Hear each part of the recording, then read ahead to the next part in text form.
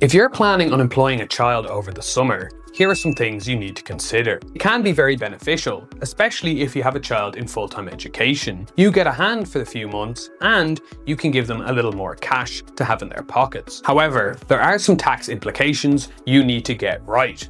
Otherwise, you could end up in trouble. If you're paying your son, daughter, or any relative over the summer, you can't just revolute them and call it a day. In Revenue's eyes, they're not just helping out, they're an employee. So, they need to be registered, paid through payroll, and you need to run PAYE, USC, and PRSI properly, even if it's just for a few weeks. If they're earning under €13,000 for the year, they may not pay USC at all. It's one of the reasons summer jobs can be very tax efficient for students. However, PRSI is different. It generally kicks in once they earn over €352 per week, and there's a tapered credit up to €424, so it's not all or nothing. But the rules do depend on your setup. If you're a limited company, you treat them like any normal employee, no exceptions. If you're a sole trader, family employment rules can get a bit more complicated, especially if they live with you. A common mistake is people will just throw them a couple bob with no structure. That doesn't work. They need actual duties, commercial pay, timesheets, and proper records. Otherwise, Revenue can disallow the whole thing. Hiring family over the summer can be a great move, but only if you run it like a real job. If you don't, it's not a tax saver.